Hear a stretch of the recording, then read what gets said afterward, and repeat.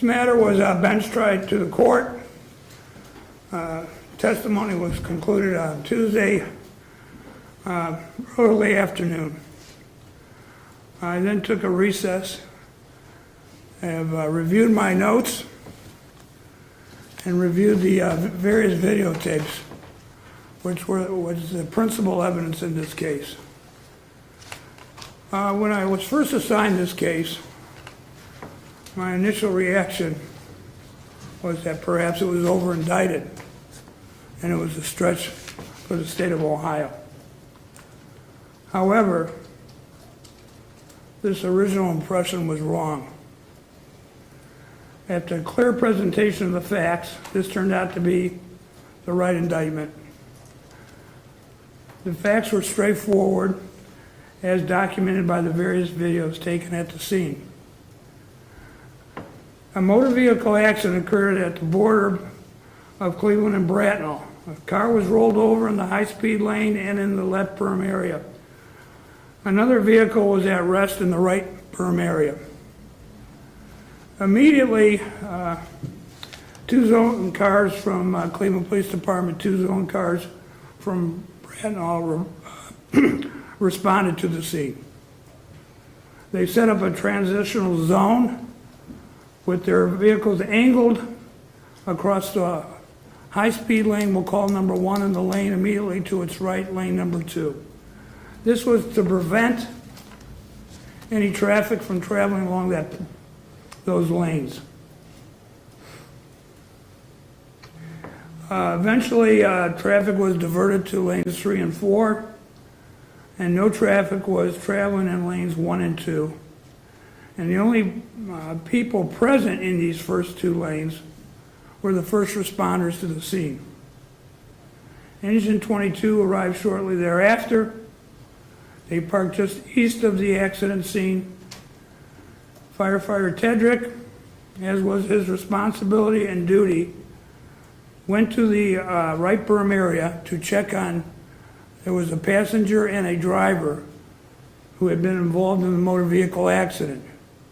He checked on their well-being and determined that they were in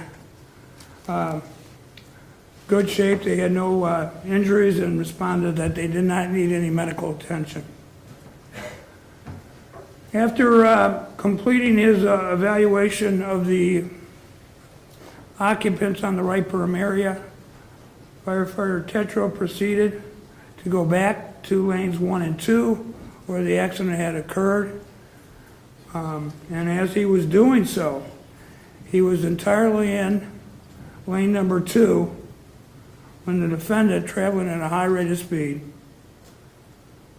struck him and caused his death.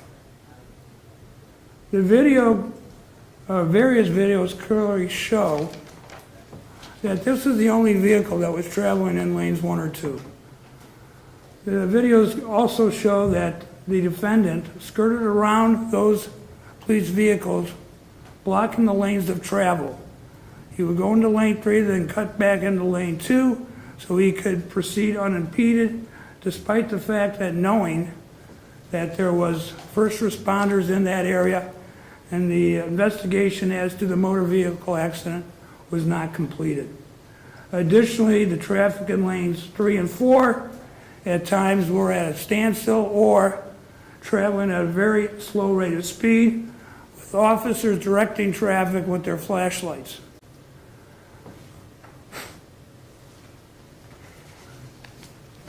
Much was made about the element of knowledge in this case, that the defendant did not knowingly cause the death of Johnny Tetrick. Under Ohio law, a person acts knowingly regardless of his purpose when he is aware that his conduct will probably cause a certain result or will probably be of a certain nature. It is not necessary that the accused be in a position to foresee the precise consequence of his conduct. Only that his consequence be foreseeable in the sense that what actually transpired was the natural and logical, and that it was within the scope of the risk created by his conduct. This is exactly what happened in this case. Traffic should not have been in lane 1 and 2. First responders were there providing accident investigation, cleanup, and medical assistance. There was no reason for the defendant to be traveling in that lane of travel. And in fact, at one point, the defendant, not only did he skirt around the vehicles by going from lane 2 to 3, at one point, he skirted around one of the police vehicles on the left side between the high-speed lane, lane number 1, and the berm. So this shows that he was well aware of what the situation was at the time of the accident. For those reasons, I'm going to find the defendant guilty of all counts in the indictment. However, there will be a discussion at the time, or just at the time of sentencing, with respect to which counts merge with other counts. That being said, counsel is instructed to file sentencing memorandums, and the court will review those accordingly. In the interim, however, the court finds that the defendant is guilty of count 1, felony murder, with the forfeiture specification, counts 2 and 3, felonious assault, count 4, involuntary manslaughter, count 5, failure to comply, count 6, aggravated vehicular homicide, and count 7, failure to stop after an accident. This matter will be set for sentencing on, I believe it was August 18th at 1 o'clock. August 9th. August 9th, excuse me, thank you. Anything further at this point, counsel? Nothing on behalf of the state of Ohio. Behalf of the defense? Nothing, Your Honor. Very good. The defendant is remanded without bond.